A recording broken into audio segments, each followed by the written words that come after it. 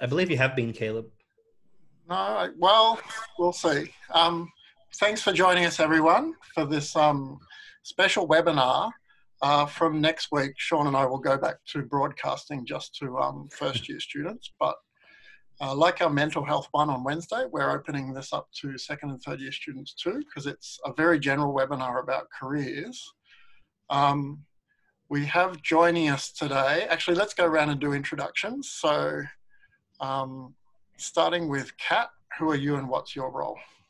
I'm the executive officer in psychology, so I manage the education support team who look after all the Canvas sites and everything like that. I also manage a few other people who support research and the clinical program. Excellent. If we've got any curly questions today about degree structure, Kat's here to assist. Lauren, who are you? Why are you here? I'm a MCP2, which means I'm in my second year of the Masters of Clinical Psychology here. And you want to be a clinical psychologist? Yes, hopefully. No, we're getting there, And I might go to Lily, because you're also doing the MCP. Yes, hi, I'm also doing the MCP2, and we are provisionally registered at the moment. 6 more months and we'll see where we go. Okay, fantastic. Congratulations. We've got a lot of students asking about clinical related issues, which is good. But moving to a different category now, Sarah, what's your career trajectory? So I'm a researcher, a postgrad research student here at Sydney, obviously, and I look at personality and cognitive abilities, so things like intelligence and executive functions and stuff, and personality. Okay, fantastic. And Sarah is perhaps the most talented person of all of us, being a professional opera singer. Are you doing a Masters of Philosophy now, Sarah, or a PhD? Masters of Philosophy, so just about to finish up. Right, but you could always upgrade to a PhD. A lot of people don't realise that. I could, except that I took a different pathway into my Masters, so I didn't actually do an honours year. So I took an alternative pathway because I didn't want to do clinical psychology. And so I have to finish my Masters and then I'll start a PhD in either October or January. This is why I wanted to start with introductions, because we don't have any questions on that now, but we might. One of them might appear now, and if you're interested in that, upvote that question so that we get to it, because that's an interesting way to become a research student. Skip honours and go straight into a Masters by research. Shaun, what are you doing here? Hi. Apart from being a regular co-host of the webinar.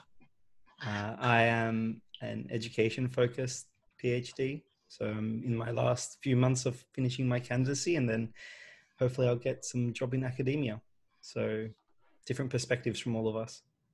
Haley is also in the chat. It says she's a forensic psychologist. So she's a tutor, but she's also into forensic psychology. So if you have any questions related to that, she'll be able to answer, I assume.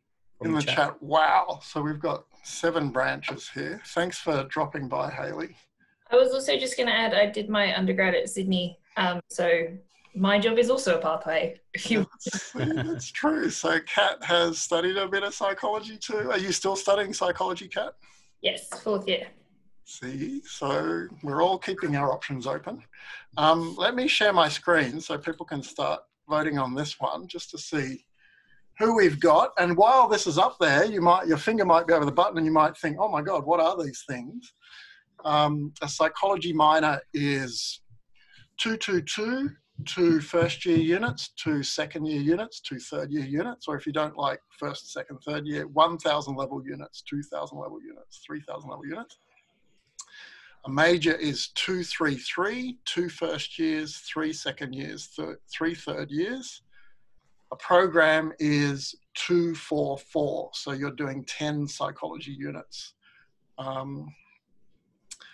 And in order to get into honours, you need to complete the program, which is why I've got this one here. The psychology program plus honours is 10 psychology units, and then you do an honours year.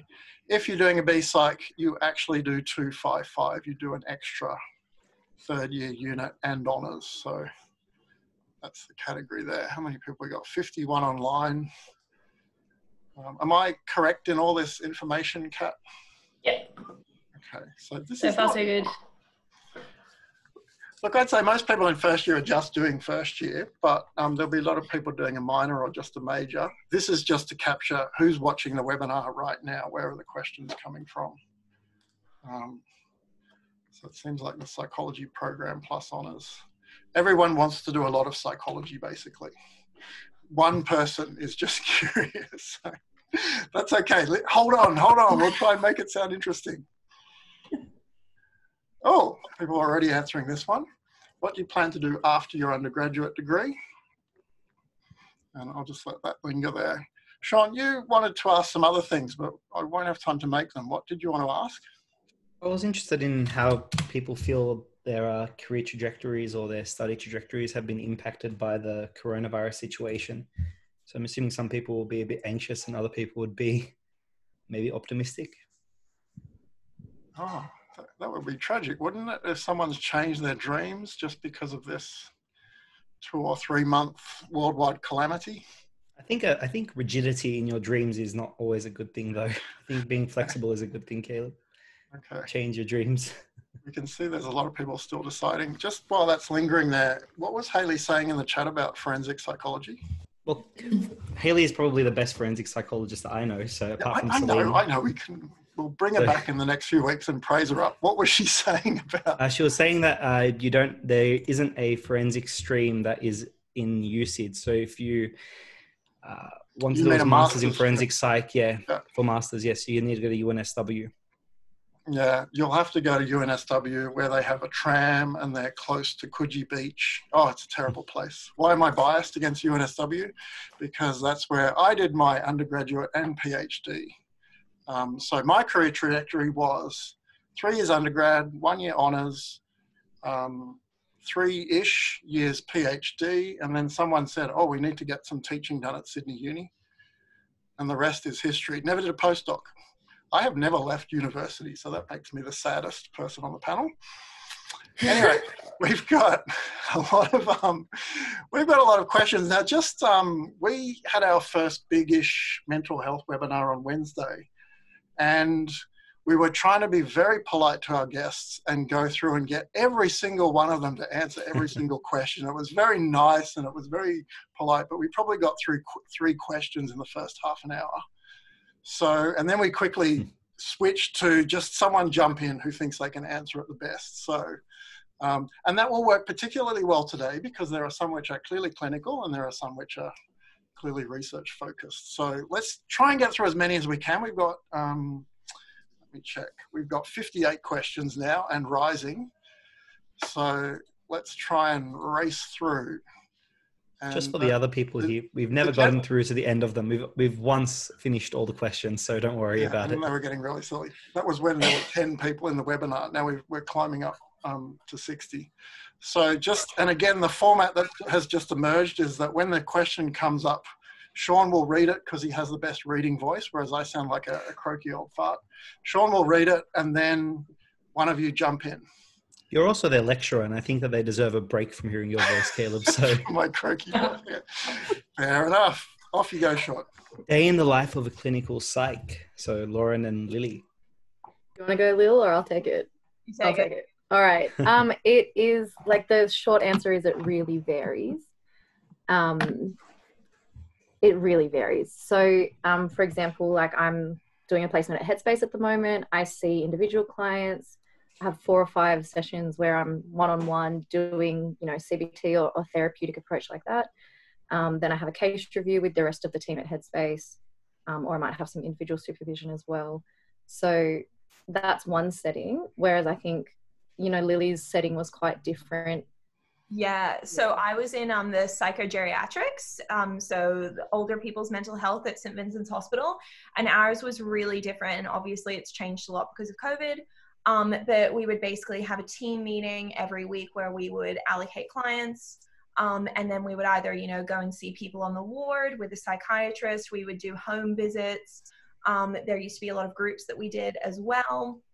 And like going to residential aged care facilities and visiting residents and just, conducting a regular session where we talk about their mental health. You can range from doing like what you could probably do like 7-8 clients in a day, and then other days you'd be lucky to get through like 2. So very, very. Could you walk us through a Monday to Friday then? So like in the Masters of Clinical Psych, what are you going to be doing in a typical week from Monday to Friday? I think the Masters is quite different to the real world.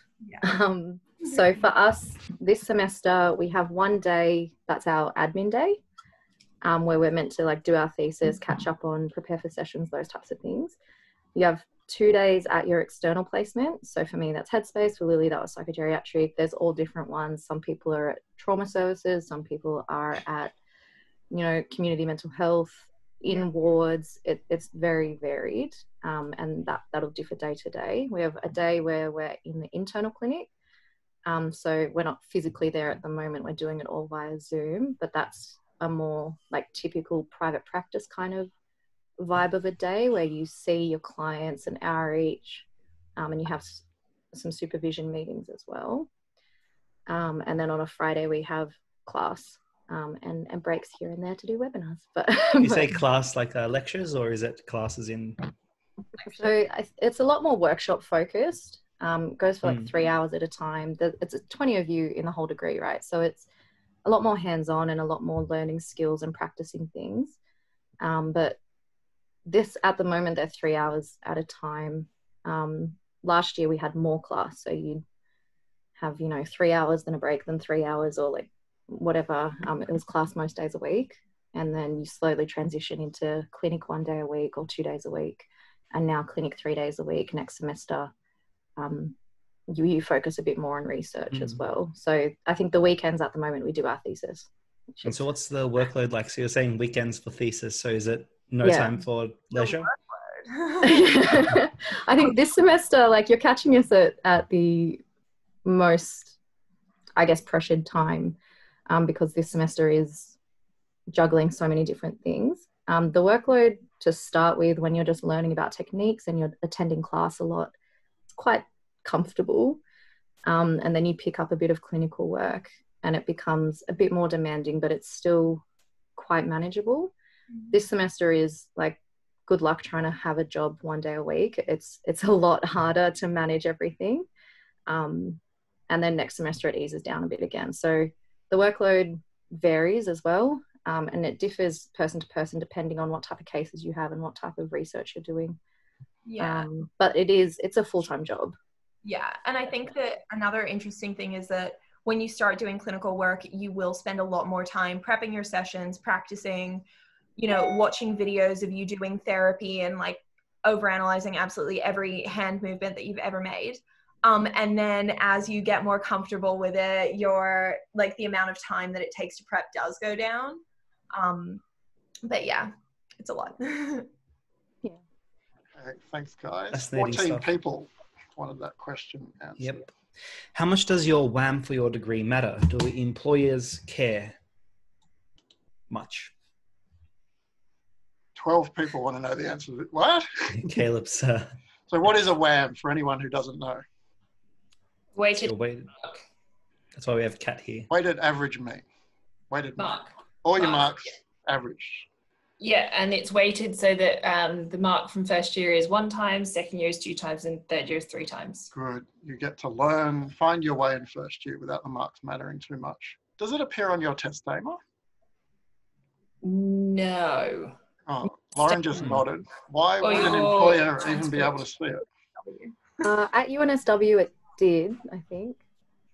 I got it on my transcript at UNSW, but... It'd probably be on transcript, but it wouldn't be on your testama. Yeah. Okay, if you want to give your employer your transcript.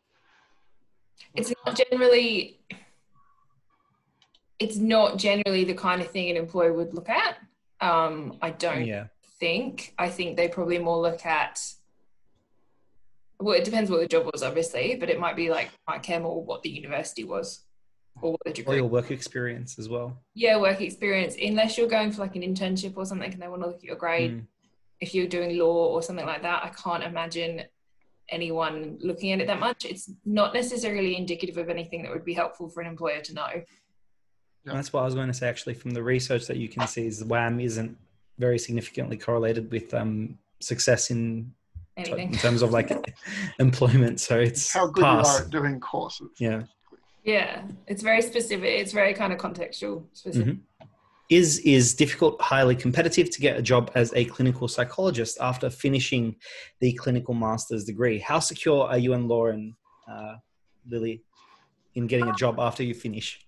I think it's usually taken some of our colleagues a few months to get one. No, a few months to get a job. But it takes time to get registered. Yeah, so kind of what happens after we finish the master's is that we then have to go into a registrar program. So supervision is never really done. There are always kind of ways that you can update things. But yeah, in terms of getting a job, look, after this whole kind of COVID thing, and because the amount of stigma around mental health is decreasing, I think that you'll be pretty all right to get a job after it. Yeah, I don't think it's a big problem. Problem might be with desirability. So if you want to work in a hospital system, they're more rare. Worst case scenario, you end up working in private practice or some other type of setup. But the demand for mental health is so high, the number of clinical psychs graduating every year is quite small. So you're in high demand, I think. Can you guys explain what an internship actually involves? I once heard a clinical psych tell me quite cynically that she was going to a clinic every day, seeing clients, getting them, they were paying $200 an hour or something, and then she was giving all that to her supervisor. Is that what it means? Or is that a nasty perspective? The 4+2 and the 5+1 pathways they're open to exploitation, I feel, because the spots are limited there as well. So masters, obviously, we pay to be in the program, and clients pay a nominal fee for their therapy, which is more related to valuing the therapy, not to actually cover the cost of it. So once you finish the MCP, you don't need that supervision, or are you on your own, or do you need another year after that? So once we finish, we're no longer provisional, we're generally registered. And then we have to do a 2-year registrar program where we continue to receive supervision, but we're actually working as kind of normal psychologists. For people who do 4+2 or 5+1, they're not in the registrar program yet. They're still provisionally registered, and they're doing the internship, and that's a different set of thing because they're provisionally registered. They're charging. Generally registered, there's a Medicare rebate, and it's a different kind of system. Whereas provisional registration, you don't have those same type of income pathways. So it's touch and go. Can we see the 4+2 and 5+1 here, or is it a different? Yeah. So the 4+2 would be the PBA approved internship, and the 5+1 is the Master of Professional plus the PBA approved internship. Right. So if you the other thing to note about them is that if you do the Masters of Clinical, you're a clinical psychologist, and if you do the other two, you're not a clinical psychologist. And there is funding Medicare differences between the two. Yeah, basically when you finish the internship, you become a general psych, which is where master's students are at when they finish their degree. And then master's students do another kind of registrar program, and then they're a clinical. But you can't become a clinical without doing a master's. Okay. If you didn't understand all that, then you might not have the IQ. You're also not alone. Oh man, that's complicated. Don't stress about it. We'll move on. Thanks for APS has a good graphic on their website that explains all the different requirements. Okay.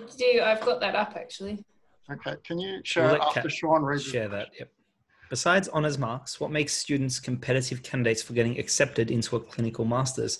I have been collecting psychology relevant experience, but not much is available. Oh, before anyone jumps in for this, was it Laura on Wednesday gave quite a good answer for this, but I'll let Lily and Lauren have a go at it too. What makes people competitive candidates? So I think so basically if you get a first class honors, that's really good, awesome, but that is kind of only one step of it. So you do need to have that clinical experience. So doing things like, if you're able to do Lifeline and you can afford to do Lifeline, that's amazing. Kat, what were you going to say? That has changed since last year at Sydney. Cool. Oh yeah, no, of course it has. But yeah, it's helpful to be able to get some work on the phones. So look into organizations like One Door. Family Drug Support is also really good. You get nice kind of supervision on actually how to conduct things. also like clinically relevant research experience is really good. So I worked in collecting data in residential aged care facilities, which is why it kind of works so well with psychogeriatrics. And then, yeah, what about you, Lauren? What stuff? Yeah, I think there's like a few different, and it very much differs from university to university, and they care about different things. Kat was mentioning Sydney Uni's just changed their like intake process, I guess. Yeah. And they weight a few different things. So one is your mark. Some unis, it's a second class 2.1 or 2.A. And some unis like UNSW, they really want a first class. So it marks matter a little bit. And then research experience, if you've got publications, that gets weighted as well. But those things I think are kind of secondary to how well you perform in an interview. And a lot of universities now do things like role plays. They ask you about ethical questions. And so clinical experience is kind of necessary for you to be able to do those things well. But it varies on your entry into the program. Some people come in and they already have like general registration from the 4+2.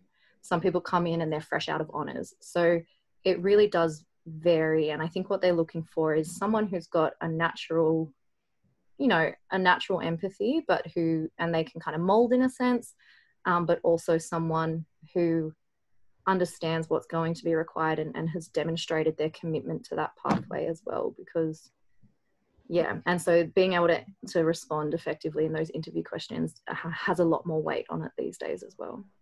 Yeah. I'm going to look up mold because you were using mold like jargon. It means something magical, doesn't it? It means it's like shape you into becoming a good therapist. Alter yourself to match the client. That's what it means, I'm guessing. What were you going to say, Kat? Gives you the ability to alter yourself depending on the clinical situation. Be adaptive, basically. At Sydney now, it is offer for an interview is based on honours grade only. However, the interview, as Lauren and Lily were saying, is based on, can be helped by other things, but is not essential. And what mark would you say would be an average to be offered an interview?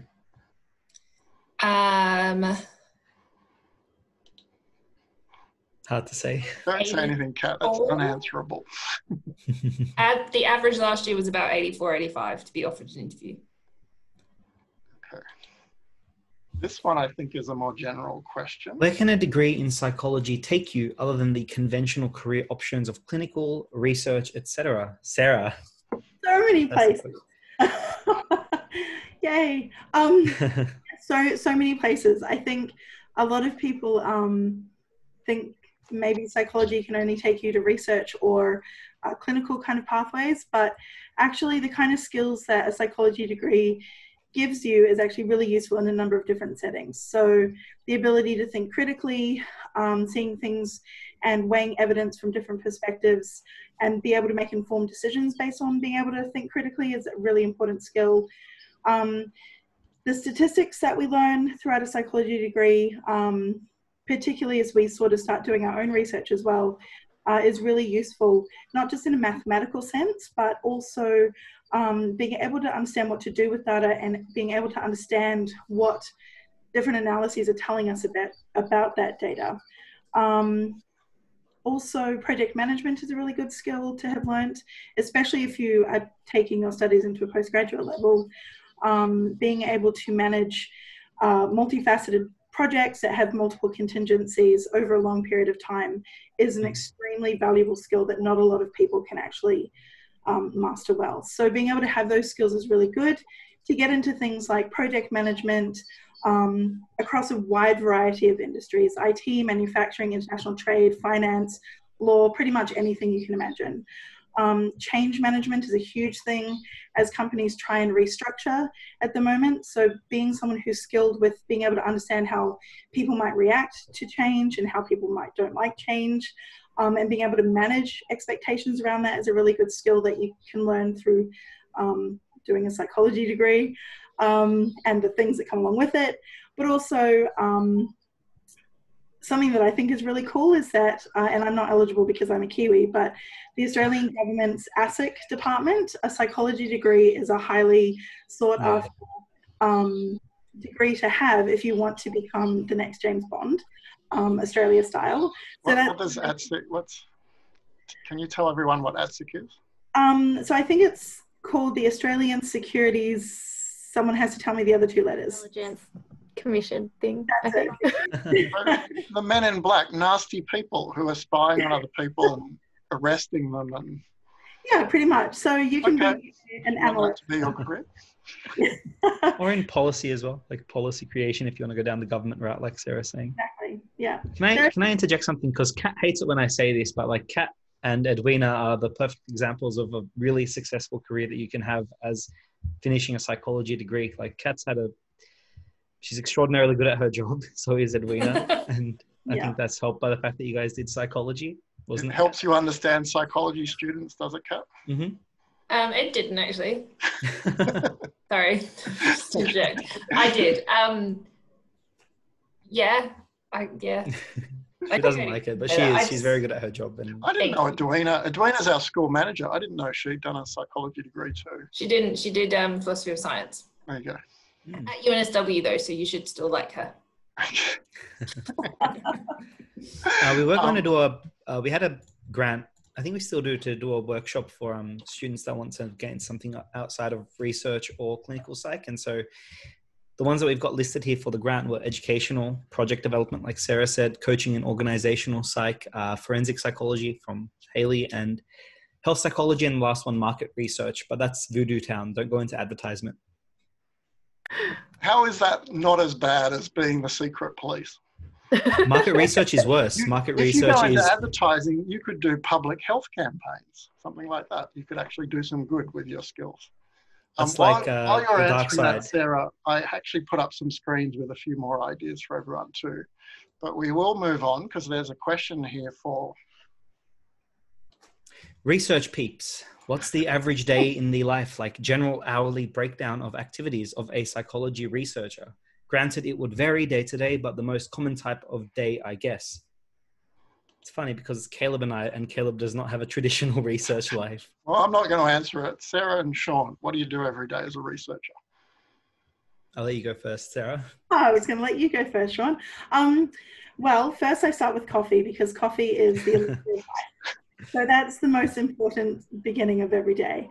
But from an actual research perspective, my days vary, mostly because I don't particularly like being stuck in the exact same routine. So I mix it up a little for some excitement. I might read some things in the morning if I've got some stuff that I need to read. I often check up my experiments if I've got anything running online, for example, and see how many people have done it overnight to see the extra 3 that might have done it, which is great.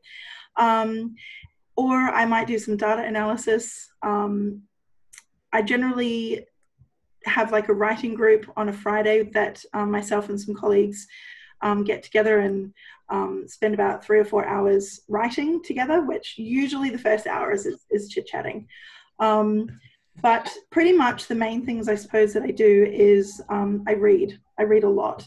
Having a really good understanding of the field that you're working in is really important to be able to know whether or not your ideas are going to be able to add something to the field or whether or not they've already been done.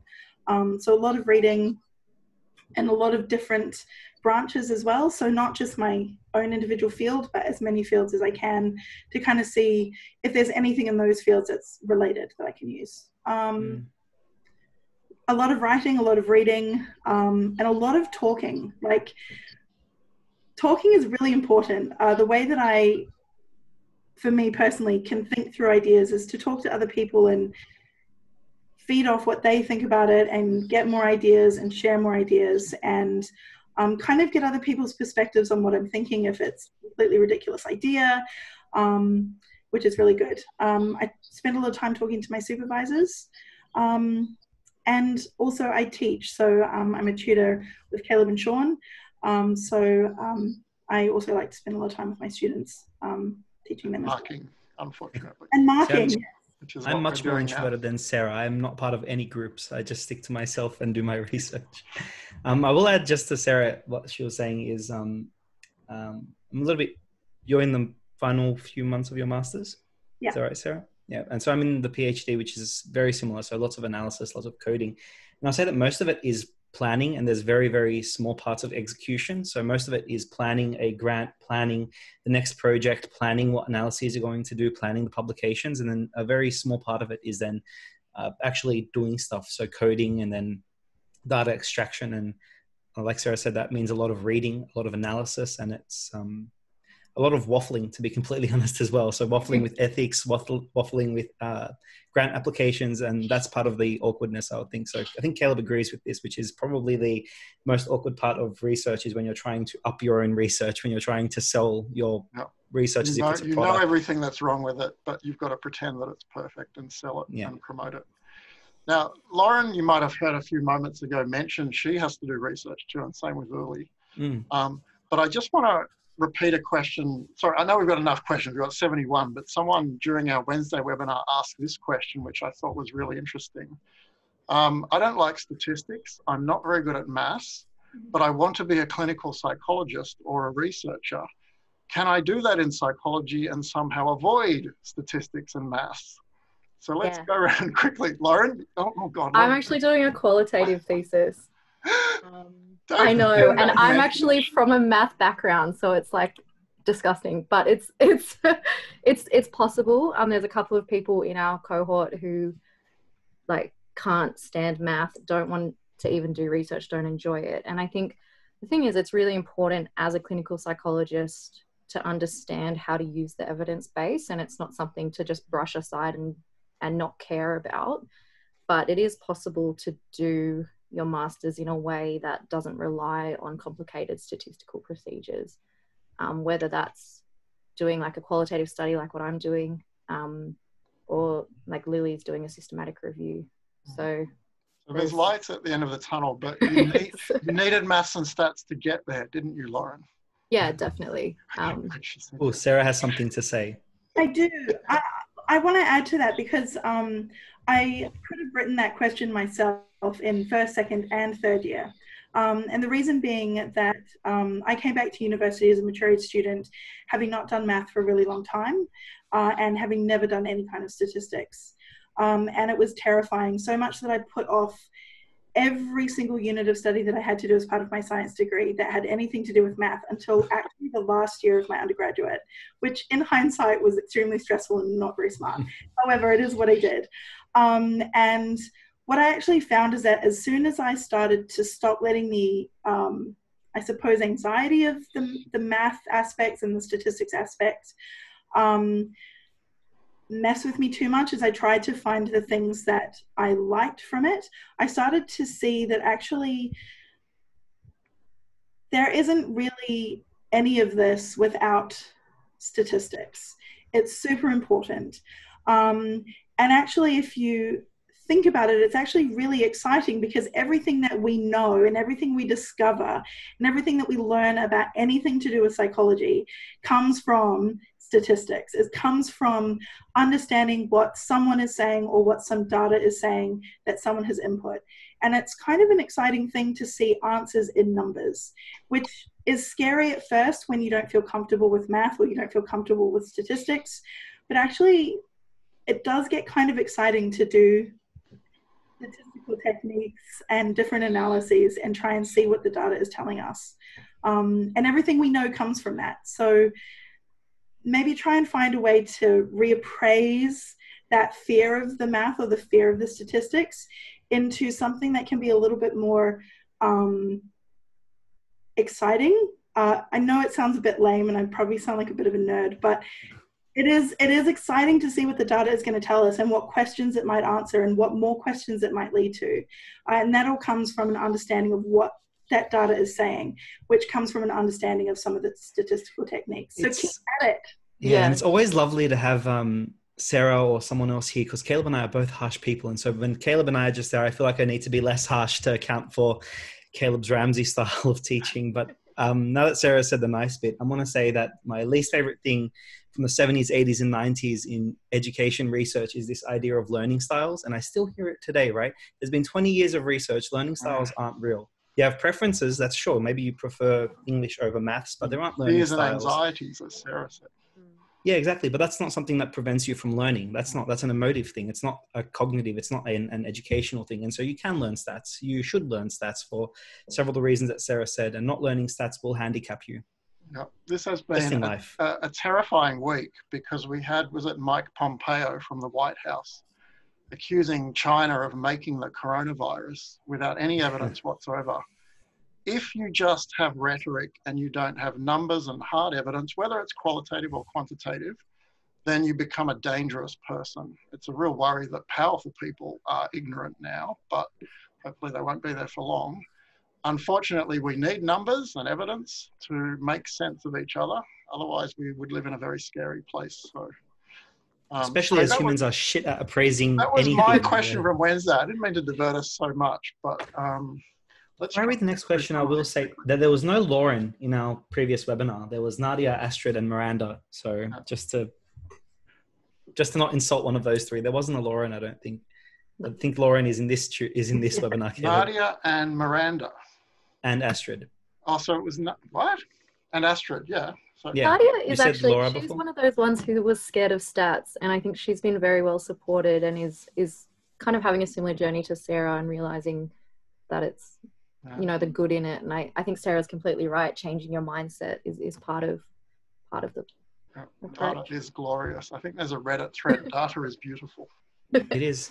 For BPsych to guarantee entry into the honours program, you need over 70 WAM, first, second and third. USYD policy have a no disadvantage assessment for this semester. Does this apply for honours candidature? Kat, can you cover the potential errors that are here? God. I see several errors, aren't there? Okay. For the new BPsych, it is 70 psych WAM. So difference to WAM, your WAM includes all of the assessment. All of the units of study you take in a year, except OLEs, which you don't need in BPsych anyway. But the above 70 average is for psych subjects. So anything with PSYC or in third year, HPSC 3023 also counts. The no disadvantage assessment has been, to be completely honest, a bit unclear. University have decided to do a COVID WAM and a WAM. How that works for BPsych progression is a question I asked back in February, and it hasn't been decided yet, but I would go on the assumption that it does not apply to BPsych, so you still need a 70. Okay. Is what I would say. So Sarah... if it changes, Shaun, we'll tell you. Give lots of high marks in the research report, please. See, Caleb has my favorite quote, which are, there are no experts in science, but there are experts in education, and that's Kat. Do you need to do honours to become a practicing psychologist? I believe that everyone answered yes before, so. Yeah, we don't need to discuss that. Hell yeah. Okay. On with the next. But I should just add to that, you can do your honours somewhere else. You're not locked into University of Sydney, so you can go to a wonderful rural campus, which might be less competitive, and do your honours there. And be happier. Yep. Or you can do what I'm doing, which is online with Monash. Exactly. Online honours? Online GDPA, which is... Wow, okay. We're promoting every uni but our own in this webinar. I think the answer They're already at University of Sydney. They're not likely to move anyway. Can you get any research experience before your honours years? Yes, you can. And I would recommend emailing the people that you find intimidating. So if you see the list of... Sarah, you were doing research in your second year, weren't you? You were... Yeah.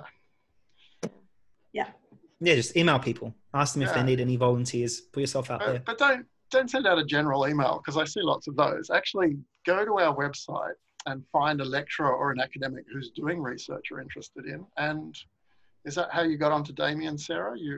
Yep, he was my lecturer in first year, in second semester, doing intelligence lectures. And I loved his lectures. And so I emailed him and asked if he had any room for a research assistant. Okay, fantastic. Good question. At worst, I'll say no. I'll share this with you guys. The thing, the list of honours supervisors we have who you might be able to peg for help. Oh, great. And Haley says, our lab gets plenty of emails and we take on undergrad volunteers. Not much now with COVID, but next year definitely. Haley's in the forensic lab, so just search forensic lab USYD. That's a very cool lab too. Yeah, I volunteered in that in my second or third year, and it was a really good experience. Highly recommend. There you go.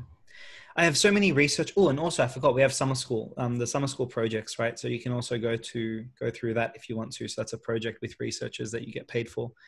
I have so many research interests in psychology. I'd be scared to just pick one area. Do students usually have a clearer idea by the end of undergrad? No, they do not. Not usually. No. It's fine. Change your mind. That's what uni's about. Change your mind and your interests. Do you have a lot of autonomy as a psychologist? For example, could you decide to work 4 days a week if you wish to? Yeah. And Lily. Plenty of people do that. My supervisor at psychogeriatrics was working, it's really common to work part-time in one area and then part-time in another area as well. So I know plenty of people that have, a couple days a week at this hospital, a couple days a week private practice, 1 day a week off, that type of thing. Yeah. And like you can be flexible with your hours as well, depending of course on your setting. Some people work Saturdays, some people work after hours, some people work just in the morning. It is definitely one of the jobs that is more flexible. The law industry is saturated with law graduates, making it difficult to find a job after uni. Is this the same case with psychology? Not now, if the government realises mental health is the challenge of our age. I think it probably depends if you're talking more like HR, clinical, research. I think it varies depending on the pathway that you're thinking of. And what level of certainty and stability are you comfortable with? So there are still jobs out there, but most of them are casual or part-time. There are very few full-time positions available for most things that you graduate with.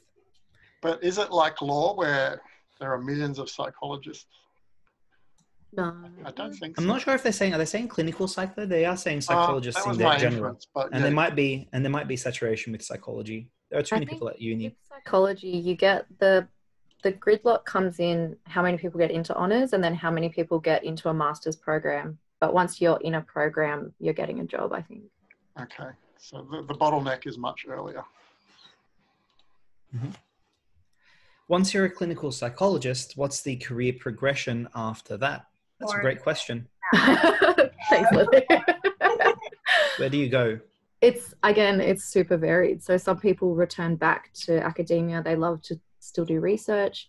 So they might do more clinically focused research or not. Some people kind of keep it separate. People might want to be supervisors. So they kind of get an extra training in that area.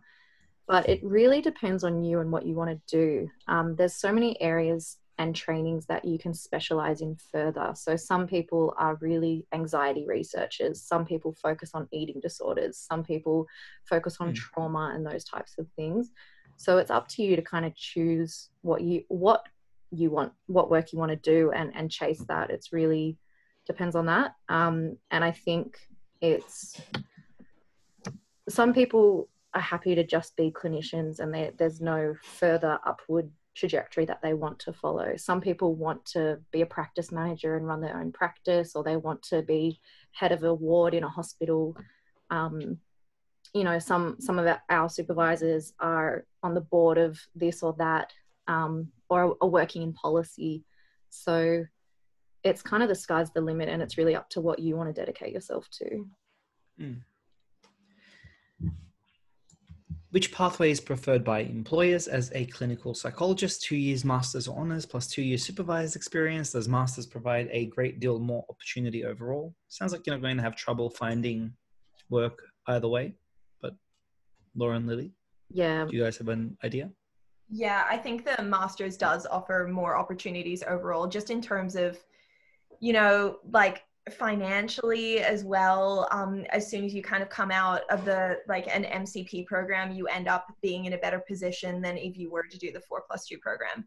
And I think, like we were talking about a little bit before, you can be a little bit more vulnerable to exploitation, just in terms of how much you have to pay for supervision if you do go down like the 4+2 or the 5+1.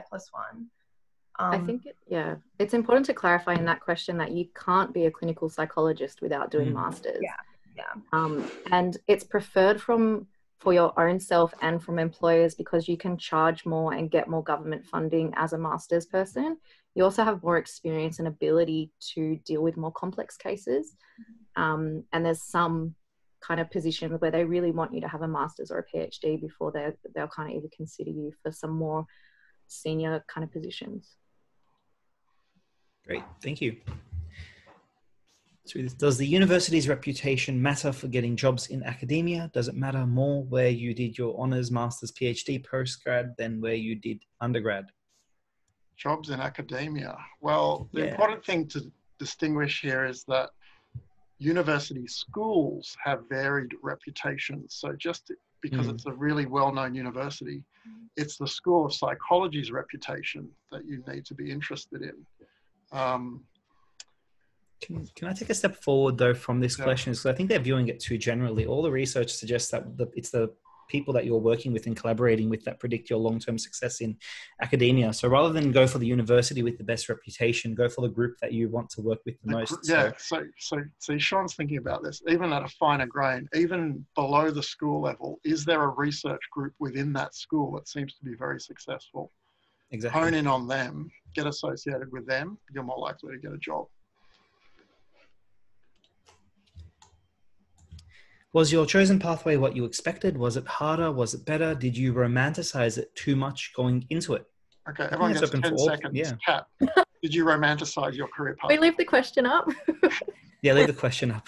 I haven't got there yet. I moved here from England. I did my undergrad. I started doing psych because my cousin did it and I liked it. And then I decided about 3-4 years ago that I wanted to do clinical, but I have a full-time job and have done for the last 10 years. So I've been working away at getting towards an MCP since 2017, but it's just a slow thing. I don't know if I romanticized it. I thought it would be a butt ton of work, and it is, and I haven't even applied for a program yet. So probably realistic, maybe, I think. Was it a letdown, Lauren, or better than you ever imagined? I actually came into the game late. I started off doing a physics degree, and so I kind of knew what I was getting into a bit more. I think saying that though, it is harder, but it is better than expected. And you expected. Lily? I had kind of a varied path. I always knew that I wanted to do honours, but I suffered like some setbacks along the way. I was originally in the B Psych program, then got kicked out of it because I didn't get 1 mark. So I think that it's kind of good to think about there are heaps of ways of getting where you want to go.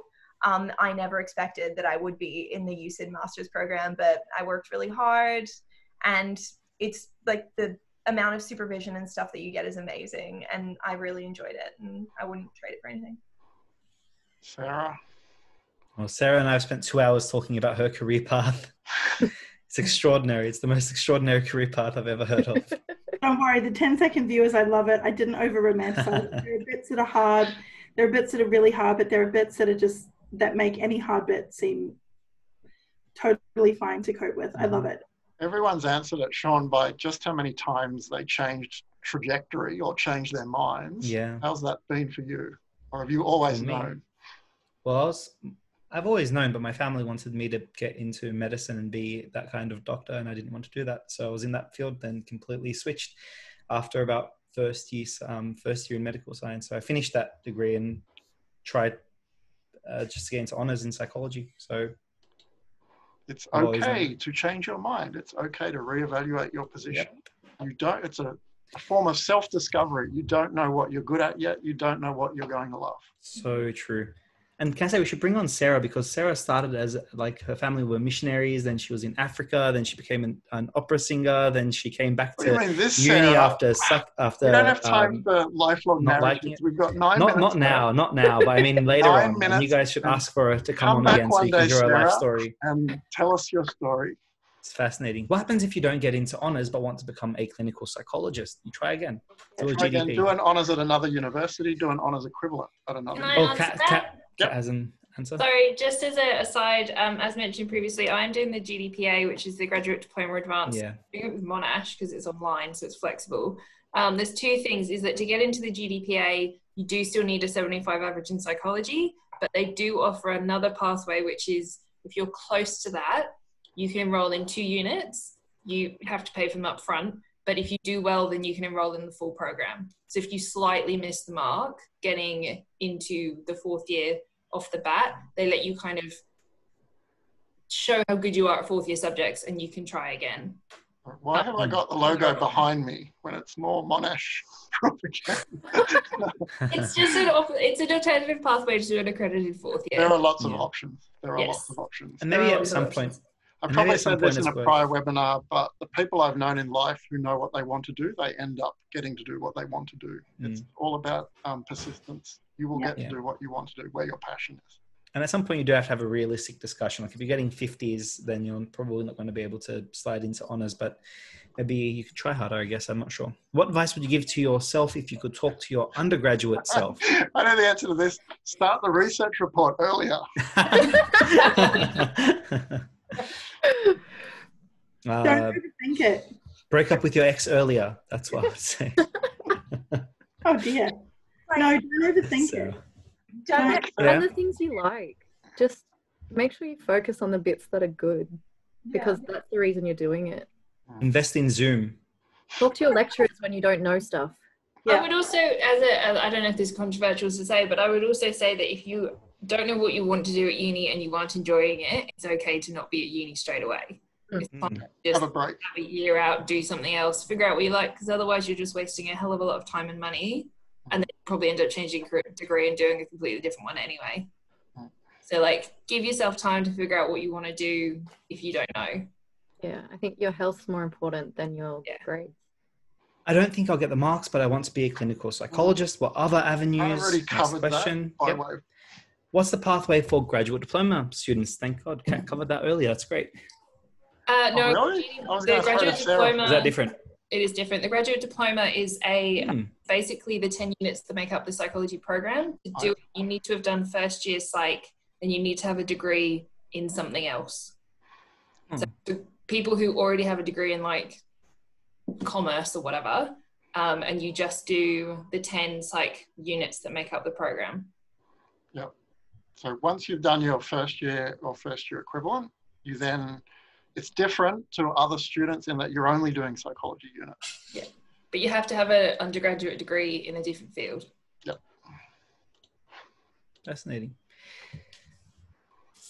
What's the best course to take if you want to major in both criminology and psychology? I can actually show you this because it's on my screen. Oh, great. I thought we'd need Hayley for that one. Criminology you can share your screen, is a major? Should I share it? Hang on. Yeah, why not? Criminology is a major within arts. So, sorry, that's a bit... Also, this is being recorded, Kat, so just be... That's fine.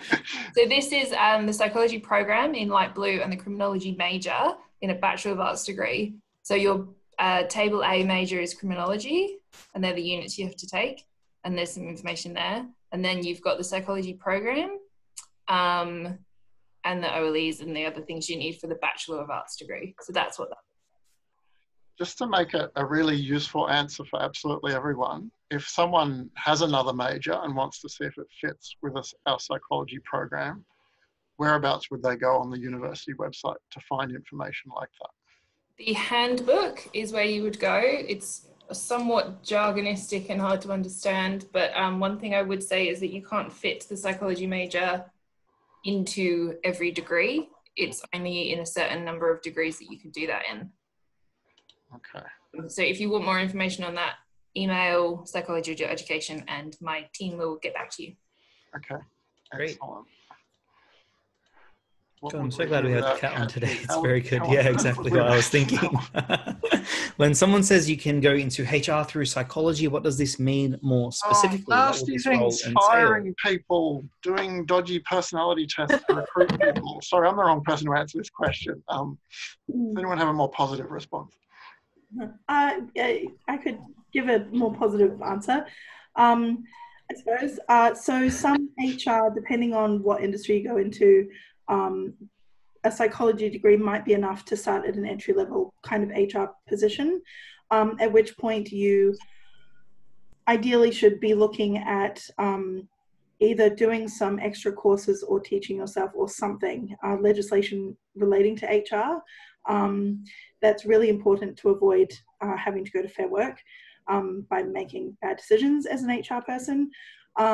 So essentially with your psychology degree, you just start applying for entry-level HR jobs that might specify with a psychology degree. Or you can also go and then take your degree and do some more specific HR training from a business school or a management college. Okay, thanks, Sarah. Great. I will say as well, Kat has put links in the chat, so go to them. Yep. How difficult is it to get into honours? Can you give us a number on that? What was last year's number for getting into honours? Average of psychology units? For B-Psych students, you need 70 in your psych units. For non-B-Psych, you need around 75. It does fluctuate a bit, but if you're getting below 70, you're probably not going to get a place. Yeah, I always say on things like information day, if someone asks this, if something terrible happens in the world and there's suddenly a need for psychologists, it will become more competitive, and the average you'll need to get into honours might rise. And unfortunately, we're in one of those tragic moments. Look, I asked our panel on Wednesday, do you think this is going to make it easier to become a psychologist? Do you think the societies will relax their options? And I think all our clinical psych said, no, that's not going to happen. Do you guys think that could happen? Lauren and Lily, or not? No? Kat, no? No, I think, unfortunately, that would be nice. I think what's actually happening is it's disrupting the people already in training and making it harder to take on people for next year because there's a bit of a backlog building up. So while I know in the UK they're trying to make it easier, but I don't think that's happening here yet. Yep. Okay, great. Any good books or podcasts for beginners who are interested in clinical psych? Oh, Lauren's got an answer here. I go on about this all the time, but Judith Beck, Basics and Beyond. You don't need to read any, you do, but like. Judith Beck. Yeah, let's count that as the answer and move on. Let's not linger on this question. I'll put something in the chat. I'll put some stuff in the chat. Judith Mind Over Mood is also really good as like a basic like CBT primer. And then like. Sorry, what was that one, Lily? I think I cut you off. Mind Over Mood. Mind Over Mood. Mind Over Mood. If you Google it, it's like a put it in the chat. Oh, okay. Can you? I'm gonna probably spell it wrong. Mind Over Mood. I'm sure. Yeah, it's a good like CBT self-help book, but it also kind of gives you a really good idea of what you would do as a CBT therapist. Okay. Cool. 2 excellent recommendations. See, we don't need to do degrees. We just read those 2 books. There are 2. There's another one that's a bit more general, less clinical, more research, and that's Barry Kaufman's podcast is pretty good. Also put We All Wear It Differently, which is an early career psychologist podcast. We all work differently. Okay. Seems like good life advice. Hi, are there any opportunities available at the uni where we can gain experience in the field or simply be exposed to different career paths available? I'm currently a second-year student. I think we have given a few of these in the chat. Like, I think we've spoken about a few of them. I think go in order. There's only 2-6 left. Let's answer those 2 and then call it a day. Okay. Second last. Are there any specific subjects that you would recommend doing to best prepare for a clinical psychology master's/honors? Psychology program. The psychology program. Great. Because you basically have to do everything. I'm guessing this is a first-year student who thinks that they have choice. There are 2 first-year units. You've got to do both. There are 4 second-year units. If you're doing a program, you've got to do all of them. Third year, you get a minimal amount of choice, but not much. So. What was Sarah's recommended podcast? Sorry, I should have written that down. It's Barry Kaufman. I'll just grab my. Yeah. Can you guys email me all this stuff too? Because we've only had 50 or 60 people watching live, and they won't.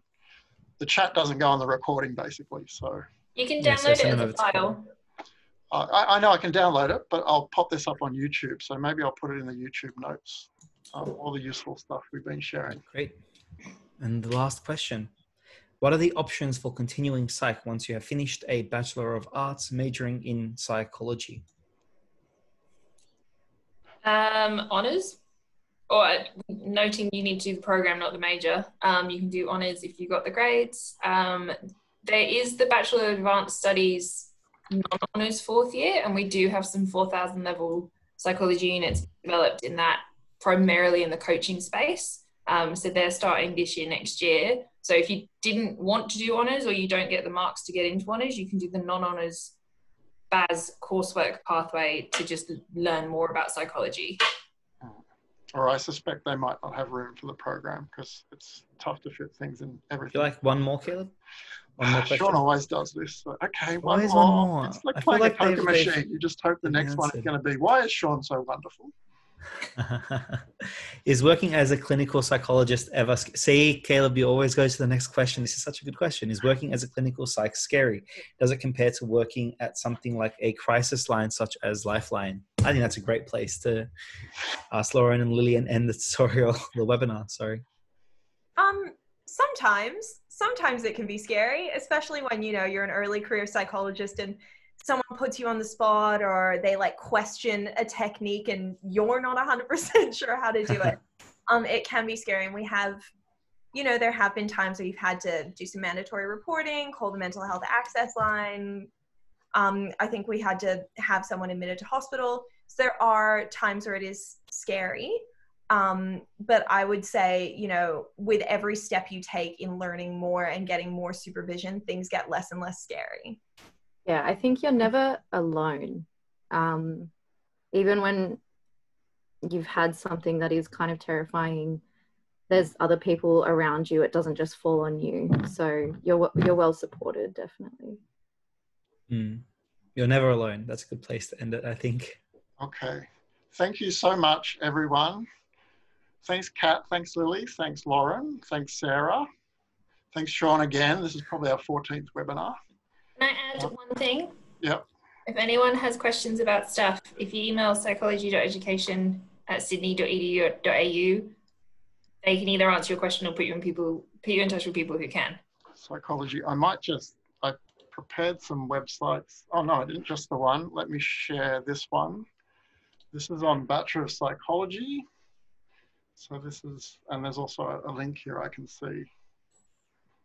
Psychology per se. So there's a lot available on the web, but just to repeat what Kat said, psychology.education@sydney.edu.au is a place you can start by emailing if you need any more information. And thanks so much, everyone. This one more, yeah. Sorry, just have a look at the Psychology Student Portal because there's heaps of information on there as well. Okay, and Psychology Student Portal. This is going to be the last webinar we share with second and third year. So thanks also to the second and third year students who've been joining us, answering really good questions.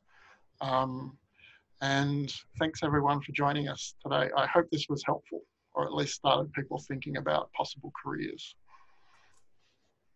I think it was, so that's good. I'm stuck in academia though, that's it, I'm done. It's PhD or nothing. Okay, thanks guys. Bye guys. Thank you. Yeah, have a good weekend. Be safe.